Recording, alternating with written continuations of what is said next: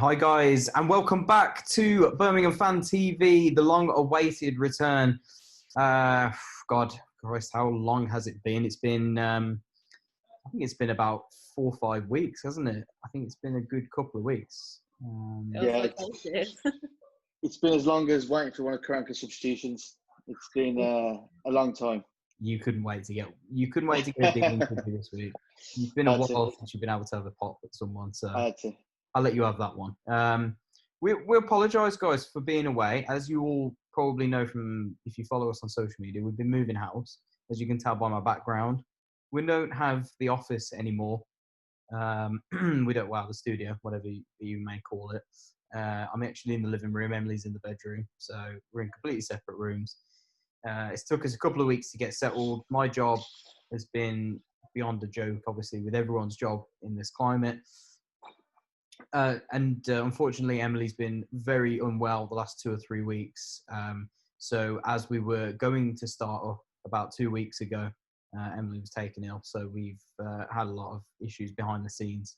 We've not been able to do. If I'm a bit sick for the next couple of weeks or so, then that's why I'm having a few tests. So I'm all right, but just I look a mess. No, definitely. So we apologise, guys. We don't want to make excuses, but like I say, health does come first, and it's important to us. But we're really excited to get back going. I know we've been inundated with messages and tweets and whatnot asking when we're going to be back. So your answer is right now. So let's get cracking and let's dissect what has been a good 4 or 5 weeks of football. Wow, good, bad, and the ugly. I say good as in there's been a lot to digest, but whether it's been good or not, we'll wait and see. But we'll start with Friday night then. How about that? I don't actually know what to take from Friday night. It was a really bland, really drab, really quite depressing performance, to be honest, from both sides. And I think that if you listen to me on Second Tier Podcast, which I was also on today, I spoke briefly there saying that neither team actually wanted to lose the game more so than both teams trying to win the game. Would you say that's a fair reflection, guys? Yeah, it was a strange game. I think a lot of expectation was put on the game, obviously due to the international break. Obviously, everyone missing the championship, but yeah, it's a strange result, a strange game. Really, I think the fan base is a bit split on two sides of the fence. Projects on the one side and dismal, worse than Pep football on the other side. So it's a hard mixture, really. Yeah, I agree. I almost feel like I'm a bit of an enigma when it comes to watching football because I just take bits of everything and just see things like slightly differently to everyone else. I thought it was a game where there were some positives, but the majority were negatives. And I think it was a difficult one because yes, you have the expectation of going to win against Coventry. Obviously, they've just recently been promoted. They are technically, we should have really been at home. You know what I mean? Like, it's an awkward one. We should have had the mentality of being the home team, even though they were technically the home. Very complicated. Tried explaining it to my brother. Very complicated. And I think we should have got something from it. But like Corey said, there is two sides of the fence of the project and worse than Pep Clotet. I think it was very bad. And I think you can mirror the Pep Clotet thing there with the lack of substitutions or the poor substitutions or why the hell Luke Sukovic wasn't taken off after nearly killing himself after headbutting a post. That's just common sense and not change it. I think that's what the issues were on Friday, where we could have changed the game. We had the ability to change the game, but we made no changes to change the game. Yeah, I think that's a fair point. You know, we've brought this rule in of 5, and we know it's going to be a hectic schedule. I can guarantee he had one eye on Tuesday night's game with Luton, which is fair, you know. But to only make one sub in a game where I thought for the second half, or the majority of the second half, we were on top. And I think that had we have injected some pace into the game to really stretch Coventry, I thought we could have gone on to win that. I'm not a massive fan of certain statistics, shall we say. I am a stat man, but not when it comes to expected goals and expected goals against. But I do see them crop up quite often, and I find that Blues are always in the top sort of 7 or 8 for expected goals scored every week. And their opponents are usually one of the lower teams. So what that shows is Blues should be winning a lot of games. They're creating opportunities to win games. I think this weekend we were like 1.8 or something expected goals, which was really high. So 2 goals probably. And I think Coventry's was like 0.46. So again, those numbers would probably mean nothing to a lot of people, but in hindsight, Blues should be winning that game like 2-0 or something like that. And I think we did create the opportunities. You've seen Juki's 2 or 3 of his bread and butter chances where 9 times out of 10 or 90 out of 100, whatever it might be, he's banging them in. The keeper's made a good save on the second one. The first one I thought was an absolute shocker from him. And then he's hit his head butted the post on the third one. So on another day, you could say, well, they go in, we win the game 2-0, do people moan? But I think the manner of the performances are the problem at the minute, not drawing games, not losing games, not winning games. We lost to Bournemouth. You'd expect to lose to Bournemouth, but it was the manner in which we're losing at the minute. There's not enough of an emphasis to go and win the game. We're not looking like we want to win it. We just look like we don't want to lose at the minute. James, the idea of playing Djokovic each week and week in, week out, is this maybe the first stage of resistance from Karanka, showing that that's the best striker he's got to play with, and that maybe he's trying to show the board, obviously he's got to play the strongest striker he's got, but a bit of an indication that they put some dip whilst he spends some money in the window? Yeah, I think that's a fair point. I think Juki is our best striker anyway. I think that says a lot about our strike force, though.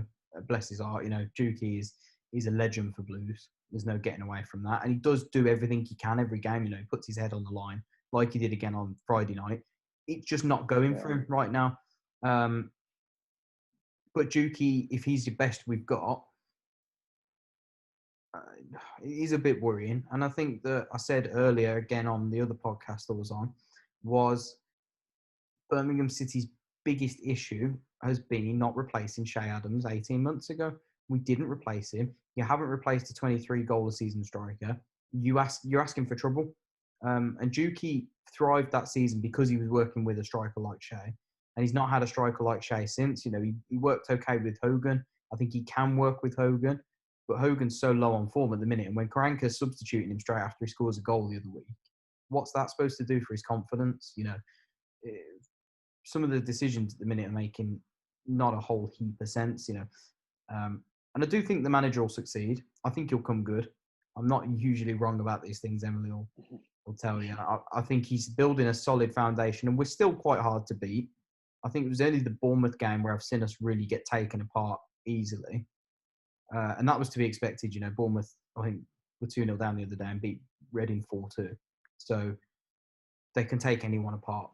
But I'm seeing good, solid foundations, but I'm really disappointed with the manner of some of the performances.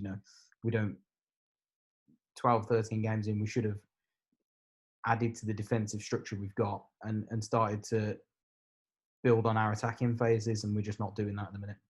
I think the massive issue, though, that's screaming us all in the face is that we can't rely on one person to score all our goals a season. Yeah. Duke scored the majority of them last season, and then Hogan came in and helped us out a bit until the lockdown. And then he was terrible. But you can't rely on one human being to score all the goals. 4-2-3-1 is probably not Duke's favourite formation to play in either. So you're not going to get the best out of him instantly. So to expect a lot of him is harsh. Now, it always seems like I'm sticking up for him. But to be honest, you've got to stick up for him in this circumstance, because what is he supposed to do? Imagine sticking someone else, a very similar build, very similar style of play up top. You're going to get the exact same results. Doesn't matter who his name is, you're going to get the same, because he's not the kind of striker that thrives in the 4-2-3-1. Yeah, 4-2-3-1 system. It's just not going to happen. Whether they switch and they play, well, I think, to be fair, I think he works quite well with John Terrell.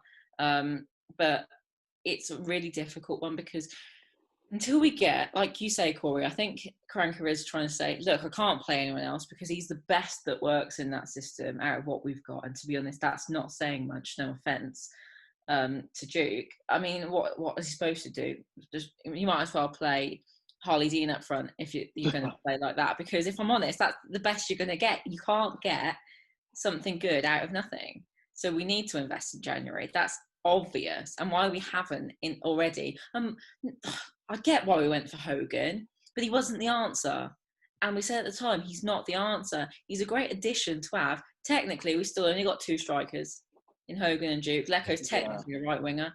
So we haven't got strength and depth in that area at all. We're supposedly getting in a new midfielder, which I'm sure we'll talk about in a second. Why?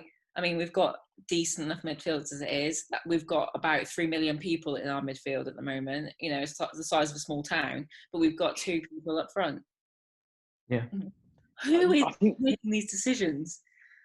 I think part of it comes back to, again, I hate to mention his name, the golden boy over in Germany, Jude Bellingham, but we haven't got a player this season who's going to take the game by the scruff of the neck. Yeah. And that's what Jude did a lot of the time. He actually motivated the players to actually do something with the ball and actually try to get onto the ball. And today, San Jose's took that role on here or there. You see him wanting the ball, wanting to actually happen. It doesn't happen enough. And that's, again, another player we haven't replaced in terms of someone who's going to move the ball forward. Maybe this new potential signing might be the answer for that. I think that should be the role of the 10, though. I think we did play a 10 quite a bit last season, and it was usually, you know, Crowley or someone like that in there. But I don't think we're using the 10s. You know, the 10s are there to be your main pivot between midfield and attack, and supposed to link the wingers and the forward in front of him, and make things happen and score goals and get assists. When we're just punting the ball up at every opportunity, I think you read out a statistic, I think to me in the car the other day. I think we played like 78 long balls against Coventry. Yeah.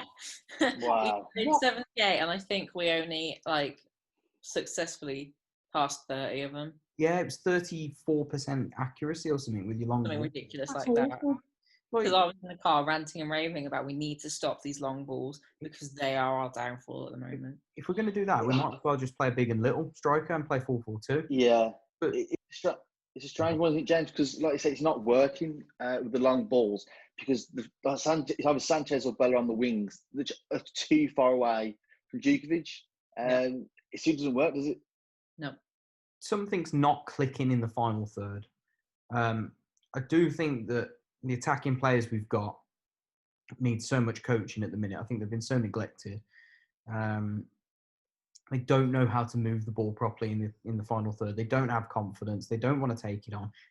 I think that's all of them. You know, you've got Leko, whose injury has probably hindered him. You've got Terrell, again, injury hit. He can't, you know, he's low on confidence. Crowley, in and out of the team, low on confidence. Sanchez is your only confident one, but I'm seeing his confidence dip a little bit at the minute because we're not scoring properly and we're not creating enough opportunities. Dukey's low on confidence, Scott's low on confidence, and it just makes for a disaster up front if everybody's struggling. Then again, saying that, Bella and Sanchez and whoever's in that number 10 role needs to start creating more. Well, what I was going to say is... We had 7 shots against Coventry. They had 6. We had 5 off target, which shouldn't just be coming from our striker when we're playing 1 up front. No, I would agree. The thing we've lacked, and again, we lacked it last season. We lacked it the season before under Monk, and we're lacking it again this season. It's goals from midfielders and wide players. You know, Bella had good spells last season. I think he ended up with 4 goals, 6 assists. That was okay.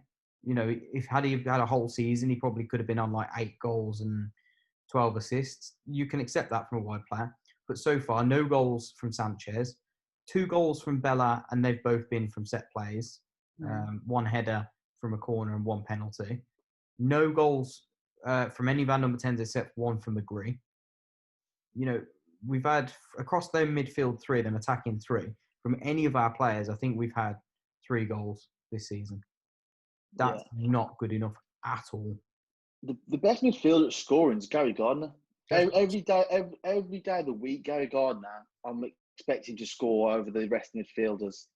He's got a good goal scoring ability. Yeah. I'm surprised he hasn't played more this season. I'm not sure if he's doing to injury or fitness or selection. Up front. Well, yeah. I think he's top scorer at the minute, isn't he? I think so. But I don't know. I think there is a lot of pressure on Dukey and Hogan to score. And rightly so. That is at the end of the day, that is their primary job, is to put the ball in the back of the net, and they're not doing it. I will defend Dukey, but 1 goal in 12 games isn't good enough. Scott hasn't played as much, but he can still take some blame. He missed a couple of sitters against Wickham. So, there's that. And then the midfield just aren't scoring enough. We talk about how good Sanchez is, and they think he is a really talented player, but he's not scoring. He's not producing as much end product as I'd like. Bella the same this season. I'm sorry, but had he not been given that penalty against, I'm trying to think, who did he score that penalty against?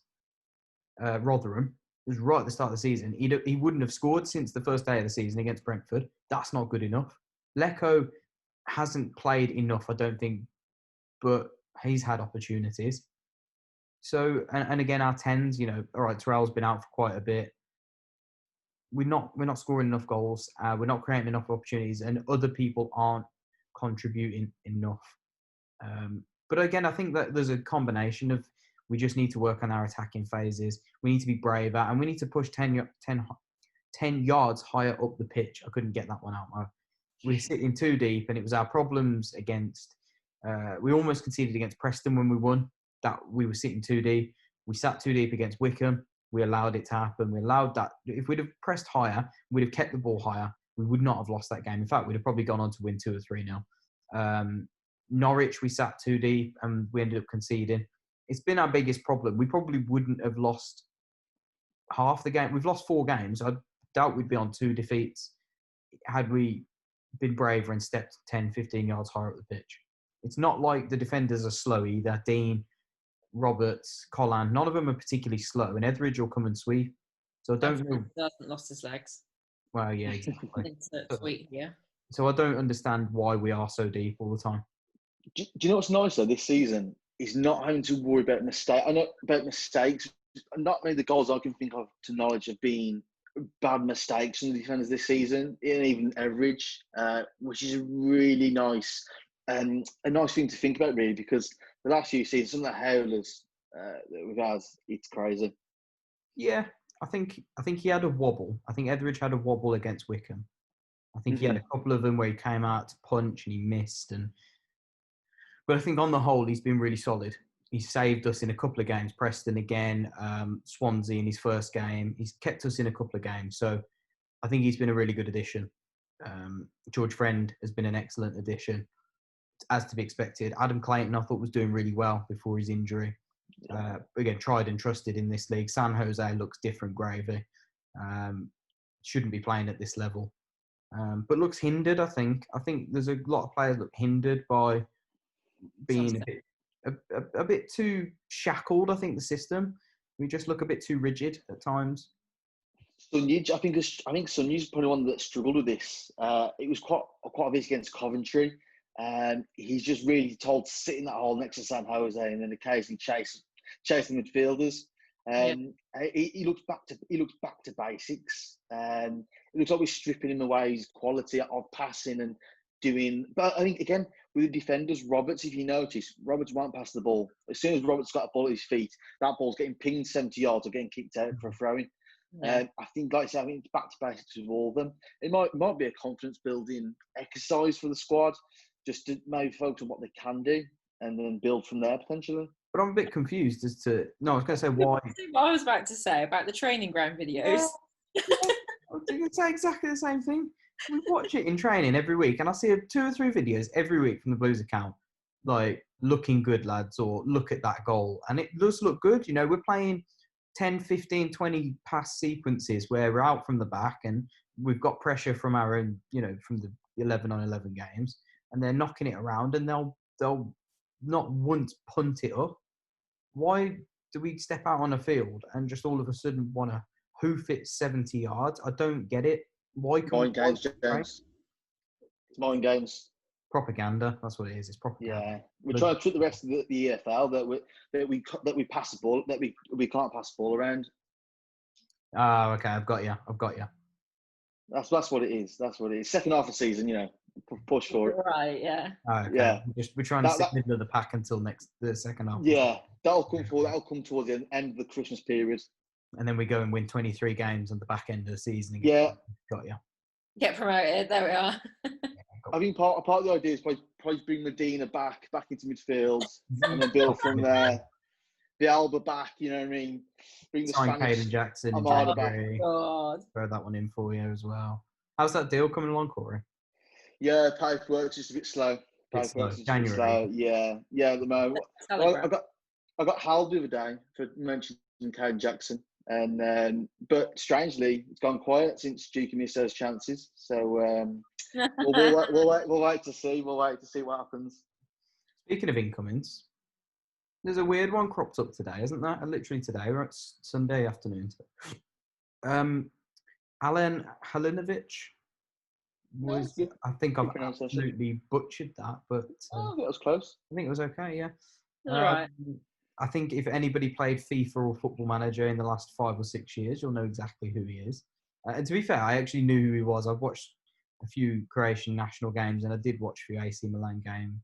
Well, no, he was on loan at, I think it was Celta Vigo. I think he was on loan at in Spanish League. And he did really well. And I thought he looked...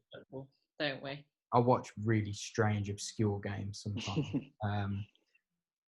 He's a talented kid. If we pull this one off, but again, it's just another collection of midfielders, isn't it? This season, he becomes our. I'm genuinely trying to think how many midfielders we got without throwing a random figure out. I think we did this last time. 14. 13. So I think he'd be 14. We've got to be 14 or 15 and if we play 5 midfielders in a 4-2-3-1, you've got enough to make 3 teams there. We've got subs now for a full team 11 of midfielders. We've got subs. We have. Brilliant. Like, we had 2 number 10s on the bench the other day against Cov. We had 2 central midfielders, 2 sort of wide attacking midfielders. But, we need more wide players, in my opinion. We need another wide player and another striker. Halilovic will play off the right onto his left foot, or he'll play 10. Do we need another 10? Probably not. Why not? No. Why not? So, right. Okay. John Terrell gets injured. We all know I like John Terrell. I think he actually does make a difference. He's a Michael Carrick of the game. You don't see what he does, but he does a lot of it. That's where I'm leaving it. That's my favourite analogy for any player that does a lot without you noticing. But he's injury prone. So, he's gone. He obviously doesn't like Crowley. Crowley's not going to get sniffed this season. That's basically obvious. Then we just left with McGree. Why wouldn't we need another 10? I don't think we need another 10. Even Lecco can play 10. Answer my question. We don't. Gary Gardner, number 10? Yeah, exactly. Guards can play 10. We don't need a 10. What we do need is a wide player. If he's going to play in wide, then fair enough. But again, he's exactly the same. He's carbon copy of Ivan Sanchez, in my opinion. Off the right, onto his left foot, cuts inside. He's not the quickest of players at all. So he's not going to bring, pace and power. I'm not going to say no to this sort of signing, because I think, again, he's going to be a level above what we've got. And obviously in January, I think a couple of midfielders will get shifted out. I think Davis will probably find a new club. I think Kift will probably get moved on, and maybe another one, probably Crowley. So, okay, fair enough. We're going to ship 3 and bring 1 in. But the club can only do this if they are seriously targeting a really, really top number 9 and a really quick, tricky wide player, because at the minute we're just stockpiling midfielders and neglecting the areas that we do need. See, for both of you, do you feel that it's going against the transfer policy that we've been working on the last few seasons? And people have said that it shows a negative glimpse of the transfer strategy. Obviously, we brought down Crowley and that hasn't really worked well. We're kind of going for other players of a similar position. What do you think? I think it's a PR stunt. everything, Genuine. leaving I everything think it's a PR stunt because he's played for Barcelona and AC Milan, possibly. and they're trying to get as much interest to the club as they can. I think that's a genuinely thing. It's a PR stunt because otherwise, why would we need him? I think this signing in particular, has got more to do with the fact that Blues have definitely got an agent working over in Croatia on Croatian players. Yeah. The guy used to play for Zagreb as well. Same team that Sunjic came from. That's where he started before Barca. There we are. Also, we were linked with Maya. Lovro Maya. And there was genuine interest there. I just don't think Blues wanted to pay like £4 million for him. Who's better, James? For you, who's better, Lovro Maya or I'm not going to try and pronounce it. Halilovic. Alan. I can't say it. Yeah. He would be better, I think. I think Mayo was a bit too hot and cold. Hadn't produced any particular form. Plenty of ability, no form. I think Halilovic has produced form, but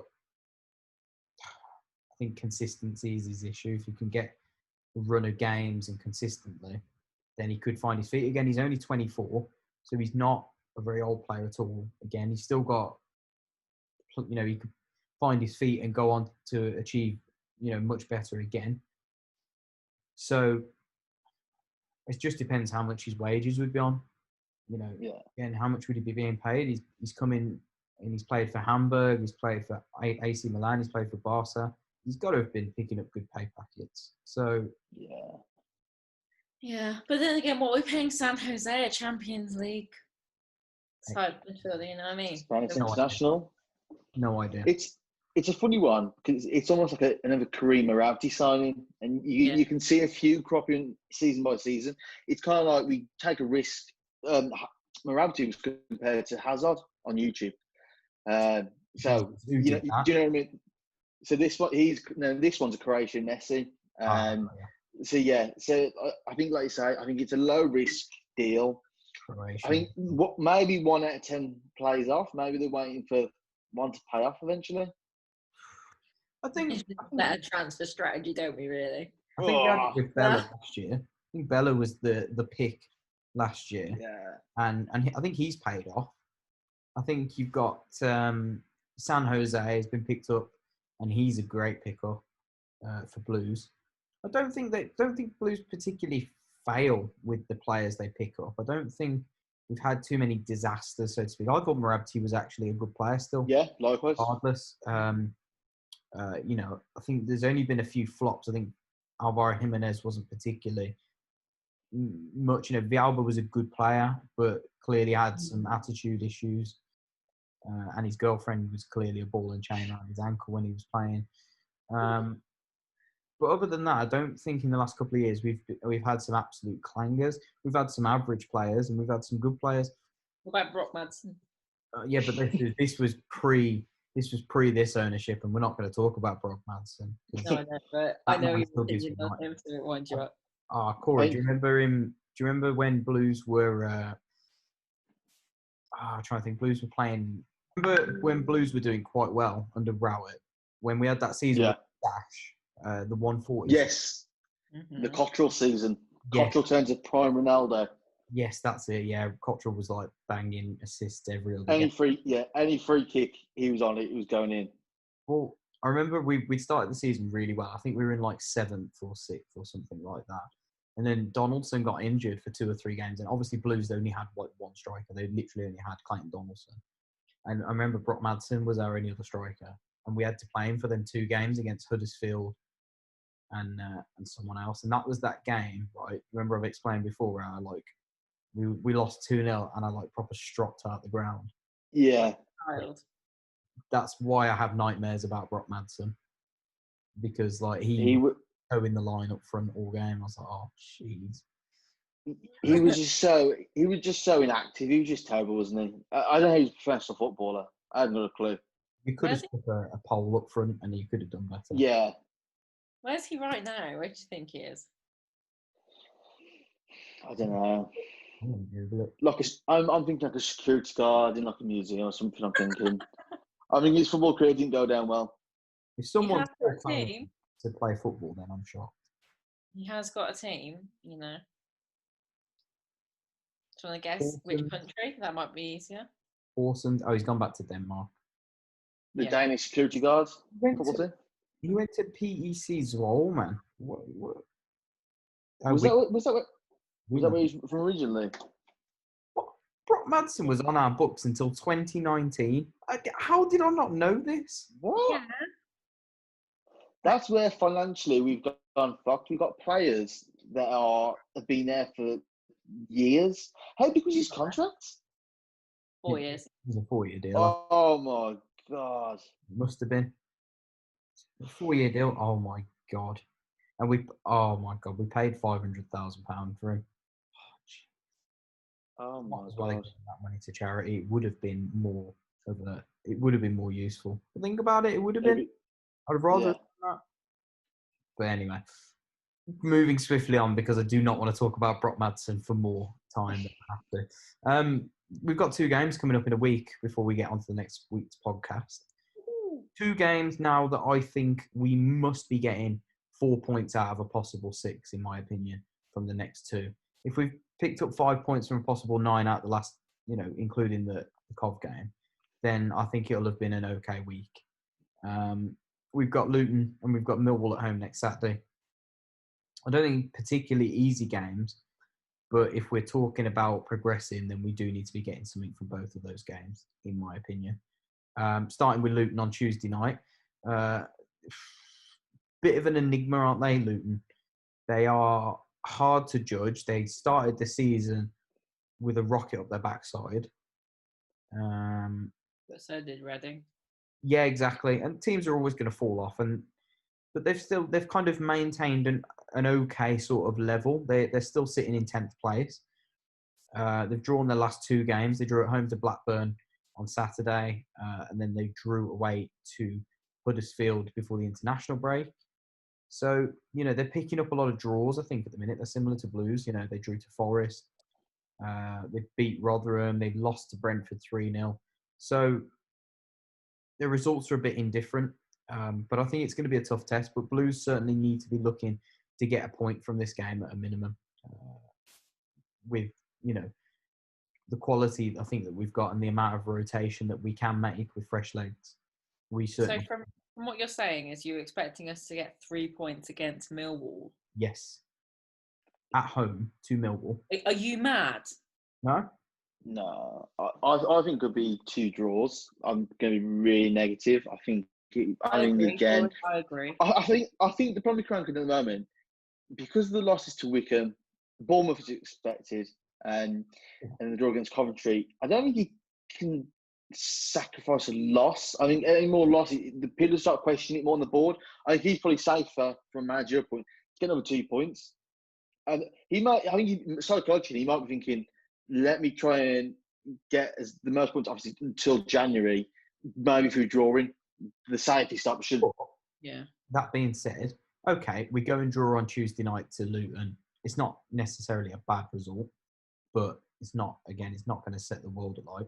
If we draw at home as well to Millwall, isn't that also going to raise concerns? And then people will be like, well, we've drawn 7 games this season. I don't think so, no. I think people will start to question. Not me, but I think others will. But I think that's where again that whole the analogy of the fence comes in. Some people would rather us draw 1-1 or 0-0, whatever it be, than get hammered 3-0. And I think, like I said, that change of mentality, we are used to. Last season or 2, we have been used to getting a few beatings. And for me, I think he might go. How many games have we got until the January window? Do you think? Let me look. It's like 2 games a week, isn't it? Yeah, it's a lot. Got to be at least 10, 12, isn't it? No. More than that. Oh, no, actually, yeah. 9, 10. Yeah, it could be 10. Better 10, yeah. I think it might be get as many draws as possible. Keep it safe. Look, 3 points in that. Decent amount. What? If he draws 10 more games, that puts him on 24 points. I'm pretty sure we'll be in the bottom 3 at that point. If we've got 24 points at Christmas, we're in the bottom. The way Forest are playing, we might be fine. Yeah. No, Derby are going. I think at the January point, he needs to be on 35 points at a minimum, in my opinion. I can't No, see it. I think he will pick some wins up. But like the Sky Sports commentators were saying Friday night, the only way we were going to score was that from them making a mistake. We weren't going for the game at all. We not one point in the game. We were really looking to win the game. I think that's his mentality, and I don't mean it's a negative mentality. I think it actually might be a positive one. It's changing how we actually approach games. Well, I saw a comment earlier saying, I think there's a lad on my Twitter feed who talks a lot of sort of statistics and that, and he was talking about how Blues only have beat Huddersfield with only like 25% possession. Yeah, I saw that. And he was talking about that's Karanka ball, but it's not. Karanka in the past at Forest and Middlesbrough was actually sort of averaging 55% possession, so he was often in control of games, which is what really took me mostly by surprise. I didn't expect to be scoring a lot of goals. I didn't expect us to be free scoring and free flowing. But what I did expect us to have was a good control of, especially home game. I expected us to have the ball, especially teams like Coventry and Wickham and defensive teams that will come and sit in, is to have a lot of the ball and move it about and keep possession. Whether we create opportunities or not, then that's a different story. But the lack of possession is startling at the minute, and it's worrying because it's not a normal amount. You know, Gary Rowett's teams didn't have a lot of possession. We didn't keep the ball a lot under Rowett, but we were still averaging about 40-odd% possession. I think we're second lowest in the championship. I think we're averaging like 30%. It's really bad. And I think it's our biggest Achilles heel. Do you know what, James? It comes back to what we said earlier, though. The players can't dominate their own positions. What player in our team is dominating their position each game? There's not really one, is there? The whole team's done a really good job. Friends do a good job, but the players individually aren't dominating their positions. I think it's back to basics for all of them. I think it really is. Look at every single player. Pedersen, he's been stripped back down to just being a defensive left back. They're all, and the players that haven't, the players he trusts, San Jose, Clayton, Friend. Apart from those three players, every single one has a specific role, and they're told to do that role and just do that role. Yeah. Yeah. You can see it. Yeah. But that doesn't mean that the central midfielders can't keep the ball.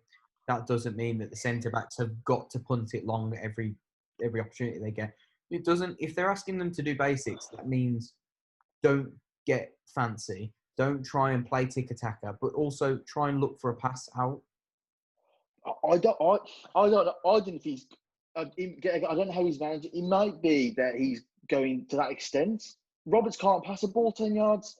If Roberts passes the ball 10 times out of 10, 3 times out of 10, he will get that pass accurate. I think it's back to basics for all of them. It's got to be. The way they're playing, it looks like it anyway. Yeah, but it's not great basics either, is it? It's not.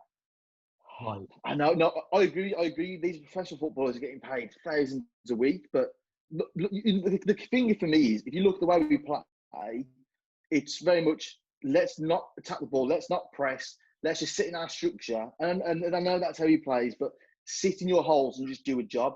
That's what they're all doing. That's what we're seeing each week, and that's what people are finding boring or defensive. It's not that he's being defensive. I think he's just trying to, like you say, build from the back. And I think we might see it for the rest of the season. He is, and I agree. And I'm in it for the long run. I'm willing to sit and be patient and not moan. I'm currently moaning, but try and be understanding. And I think we say back to basics, and he's building from the back. I agree. He's done really well defensively. I think, again, other than the Bournemouth game where we've conceded 3, we've not really conceded many goals at all. We've been really hard to beat in a lot of games, and I get that. But football has also got to be to a certain standard. It doesn't have to be glittering, but in certain games, we need to go for games. We need to be Coventry, for example, or Wickham. I think Wickham is probably the prime example. We're 1-0 up. Wickham didn't even look like they wanted the game. They looked like they were going to be happy with a 1-0. I genuinely believe that. And we couldn't have given them more of a Christmas gift. We basically said, you come and have this game, because and again, that's a mentality thing. That was we know what's coming here, and it's ingrained in the club. It's not just in the players. It's so ingrained within the club. Every fan tweeted they know what's coming, and that's what we need to sort out. That needs to stop instantly. But for me, Jen, the sign was the conference, the meeting after the Coventry game. He's come out and defended his players, saying they've done exactly what he wanted them to do. So that's come back to the logic where he's sitting and saying, "Sit in, do what." And what we saw, he was happy with that, while the fans weren't so happy. So I think what we want and what he wants are very different at the current moment. Our expectations are different, and that, like I say, the rest of us, like I say, we can all see the game was there to be won. He didn't want to win that game. No, I think maybe I think it's so things like this are so easily sorted out. If he came out and literally went, "Look, long-term thing. This is my game plan. I'm sorting this, that, and the other out." Most fans would be like, "Okay, fine," and that would buy them a bit of time with the fans, with their patience, because we all know Blues fans have no patience, and that's probably one of the biggest downfalls. So if he did that, it'd buy him a bit of time. But if we don't start winning soon, fans are going to get on his back, and unfortunately, that's just the way it is. And it shouldn't be, because it's a long-term project, but it will be. It is a project, and I'm willing to stick by the project. I think it will work because he's but you don't speak for 50,000 Blues fans, though. That's the issue. No, a lot of people don't think like you. No, I don't. Yeah. No, and everyone's entitled to their opinions. That's the beauty of it. I see a lot of arguments on Twitter. I don't get into arguments because one person will have the opinion of this isn't good enough, and another person will see it as they were going to be a little bit more understanding and say, okay, yeah, we haven't won, but at least we haven't lost. And it was, and again, we didn't lose on Friday. We didn't look like losing. So there's the positives. I don't think once I was really sitting there worried about losing, which makes a change. But then I certainly saw the game from another perspective as we really should and could have won that, and we didn't. And we didn't look like we wanted to. That was the biggest frustration, is that we didn't want to win it. We just wanted to not lose. And again, that's fine to a certain extent. But what I'll refer back to is Gary Rowett came in, took over a team that had just been beaten 8-0. They were sitting in the bottom 3. And he, within 10 games, had us playing good. To a certain extent, we were scoring goals and not conceding. We were scoring a good amount of goals. We'd put 6 up Reading by this point. We were playing with a freedom in the final third and a structure at the back.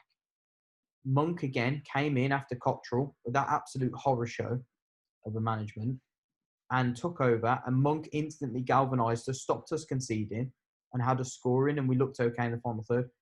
Why aren't we've captured half of that currently with Karanka? We look hard to beat. What's going on in the final third? For me, I'm not seeing enough progress there. The problem is, who's our game winner? We haven't got a game. Who's apart from Djukovic potentially, or has been the last few? Who's our game winner? Yeah, I for sure can't give you one. No, I can't give you one either. Maybe Lecco if he's fit. But other than that, yeah, I agree with you, Corey. I don't think we have many game winners. And that's where the whole point of, like I say, it's not a negative. It's not a negative perspective. If you flip the coin and look at it this way, if we were given at the start of the season 14th as a final position of the season, 99% of the fans would have took that. So what, we're 17th, 18th now. We're 3 places off 14th. That might say negative, but that's where our ambition for the season. Yeah. It shouldn't really be any higher because we haven't got anyone that can score any goals. I don't disagree. Look, we go and win our next 2 games. We're sitting on 20 points. That theoretically puts us into 8th position. Theoretically. I'm not saying that it's been a terrible start to the season. I really don't. I think I've seen a lot of progress already from the back end of last season. But I think fans just want to see that little bit of bravery. They just want to see that little bit of, okay, we've installed this mentality, but when a game's there to be won, and you need to know which games are there to be won or not. You can judge that after half an hour of a game. Certain games, Wickham was there for the taking and we didn't win that one. Last Coventry was there for the taking. We didn't win that one. I think those 2 have annoyed fans. Like games like Norwich, where we went there and we lost 1-0 and we sat in. I don't think we were expected, and it was a game where we didn't look like we were going to win.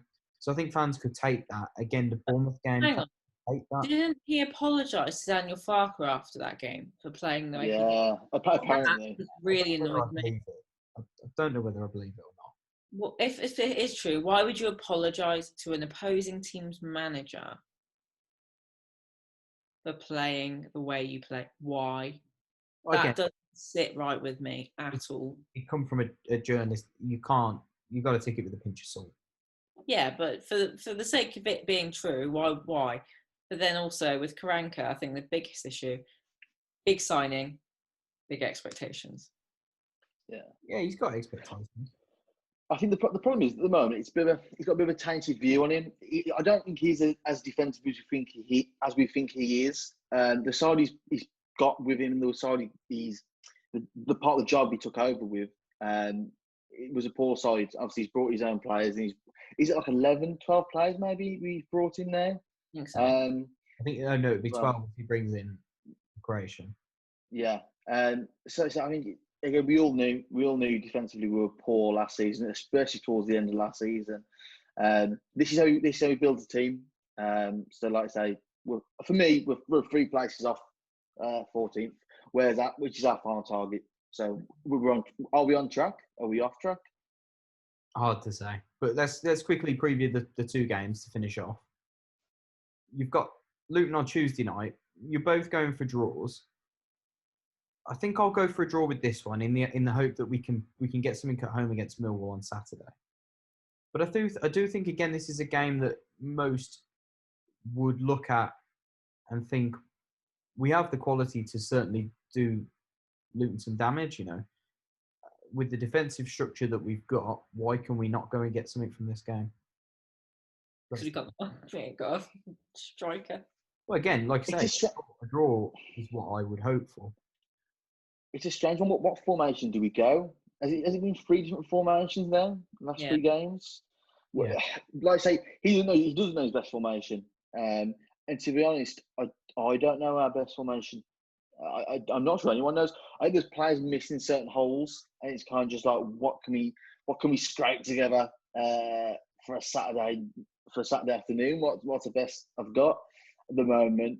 It's not. I don't think it's against the players. I think it's just certain players in certain formations they're not gelling or not working together so far. It might change towards the second part of the season. Go on then. Let me hear your teams for Tuesday night then. Emily, I'll let you go first. No.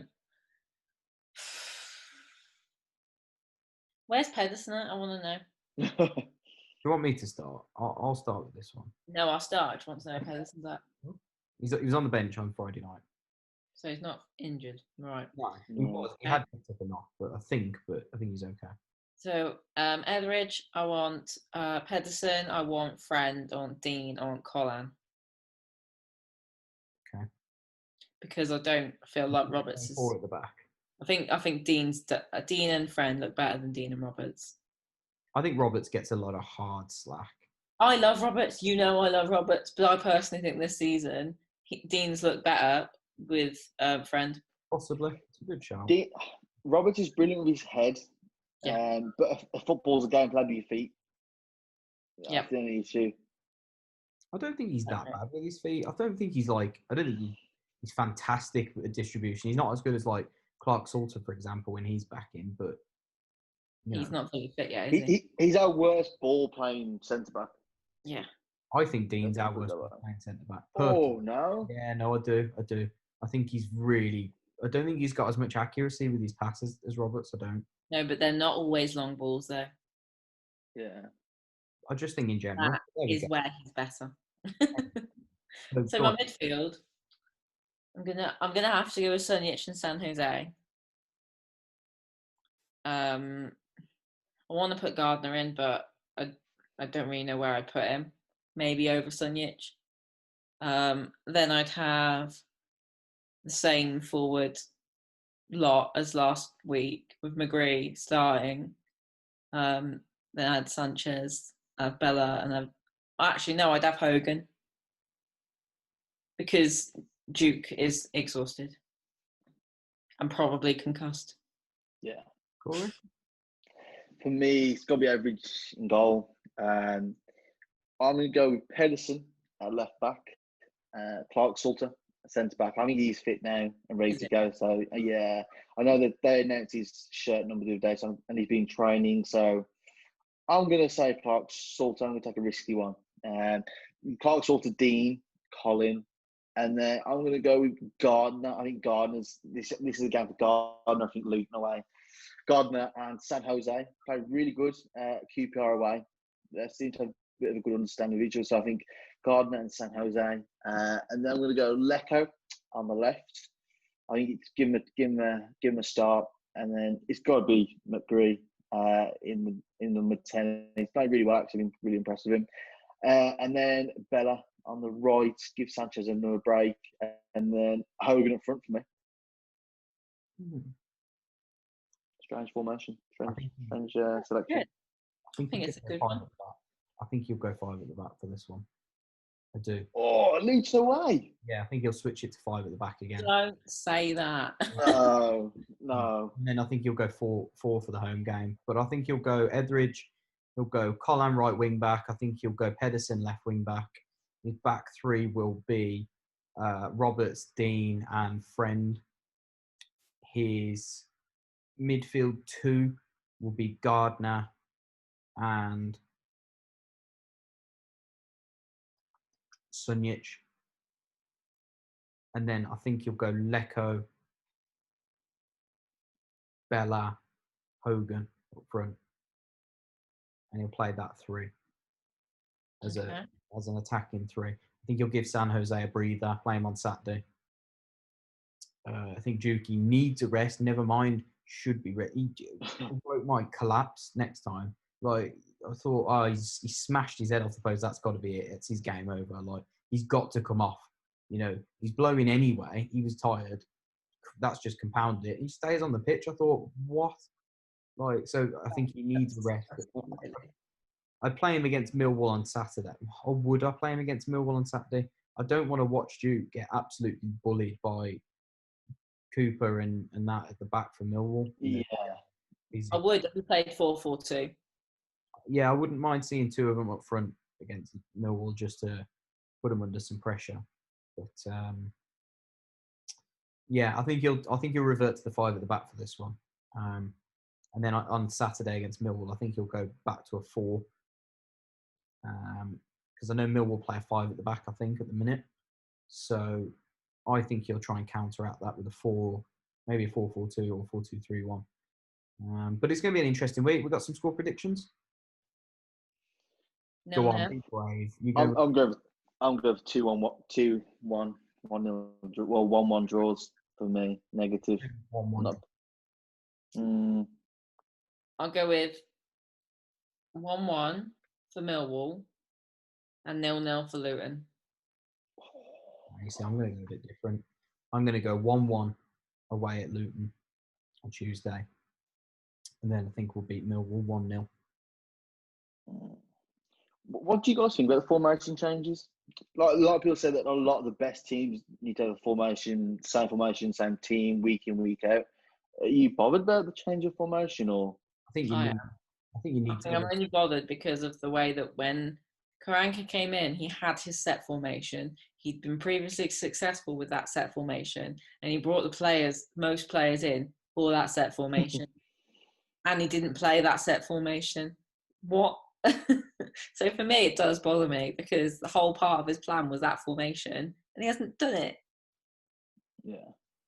I think it's important to have a change of system.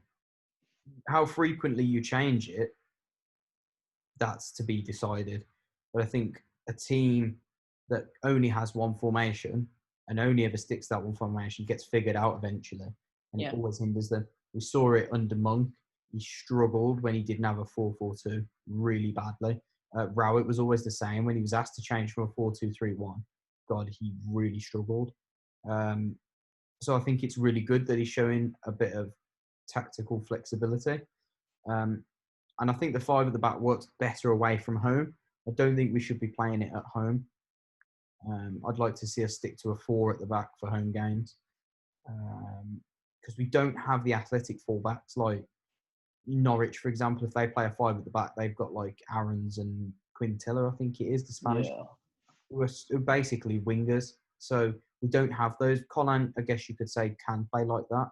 But certainly down the left-hand side, we don't have it. So I think for defensive stability, it's good on the away from home, but at home, I think 4 and a 5. So yeah, we'll stick with that one, and yeah, I think we'll see how it goes. But I think if you ask me, like I say, come January, if you ask me again where I think we'll be and how I think We'll be 14th. No, but as in towards the end of the season, where I think we'll be and how we're getting on. I know, I get what you mean. Then come and ask me again. People ask me, you guys asked me at the start of the season, and I said, give me 10 to 12 games. Well, I'm still undecided because I've seen a real mixed bag. I've seen good, I've seen bad, I've seen some really good and really bad. So I still can't make my mind up. Give me till January, and I'll tell you if I think it's working or not. I think until that Caden Jackson hole's filled, James, you can't really answer the question properly, I guess. No, definitely not. Definitely not. But I think that just about wraps it up, doesn't it, guys, for this week's episode? Definitely. It's been a pleasure coming back again. Delighted to get these rolling again. Social should be back out from Monday as well. So we'll keep up to date with that one. And hopefully you guys have enjoyed this week's episode. But thanks for joining me, Corey. And thank you. Sorry, guys, it's most likely my fault. Everything's Don't blame the guys. Blame my health. Always your fault anyway, Em. But yeah. Corey, good having you. It's been good to get some stress out. Been moving like a therapy session. I think we've all needed it. I think we all need to drop in the comments how you've been feeling with the recent Blues performance. But in general, everyone has a not a bad lockdown, and hopefully the new year, the new vaccine will might be able to watch Blues if we even want to. You don't have the choice. Definitely. I think by Christmas we might have all been sick of it, but there we go. Yeah. But keep it on, guys, and we'll see you all next week. Don't forget to keep up on socials and let us know in the comments down below all of your thoughts on this week's show. Keep right on. Keep right on.